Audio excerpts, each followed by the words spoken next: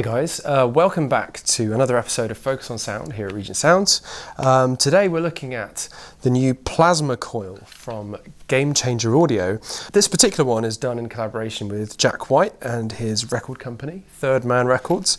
So it's got a lot of really cool sort of artwork, custom artwork, and a particularly interesting subsection of the pedal that gives it a completely different voice to the original Plasma. So, for those of you who don't know, this is based around the original Plasma, which incorporates a xenon tube inside here, through which charge is basically passed, and as it sort of conducts from one side of the tube to the other, it sort of gates in and out and gives you this really spatty, gnarly, characterful sort of overdrive. Conversely to the original pedal, this one lacks a blend control, so you can't actually blend in the clean signal with your overdrive. You just have full-on overdrive when it's on and nothing else. Presumably the lack of blend is something that Jack White incorporated into the pedal. The most interesting side is this second foot switch here, which allows you to either latch or engage momentarily this sort of octave harmonizing section here. So there are different modes. Whatever you have it set to on this sort of central pot here, which clicks between several different settings, that determines what the function of that second foot switch is. So the first setting on here is sort of like, it's got a little lightning bolt symbol on it. It's quite straightforward. It just basically overcharges the Plasma, so you just basically get a ton more overdrive. When you go into the first setting, you've got sort of like a sub-harmonic, harmonic setting 1. So it's sort of like one octave of sub-frequency. The second one is sort of like double that, so it goes even lower yet again. Then you click across and it's got sort of like a raised harmonic, so it gives you an octave up. Then you've got like a blend between an octave up and an octave down. And then on the final setting here, you've got a blend of the 2 octaves down and 1 octave up. So it's a really sort of overkill, really very heavy, thick and girthy sort of tone. Aside from that, the other controls are a 2-band EQ for low and high frequencies, a sort of master volume, and then you've got a voltage knob, which basically determines the threshold at which voltage passes through the xenon tube, and therefore sort of affects the sort of gated response of the pedal, whether it's sort of like really spatty or just lets loose on every note that you play. So the guitar I'm playing today is a postmodern Fender custom shop Telecaster, really beautiful guitar, super lightweight actually this example, and we are running through a Cornell amplifier. It's a British made amplifier called the Plexi 7, which is clearly based off of a famous British design, and miking up the amp today with an SE Electronics V7 series dynamic microphone.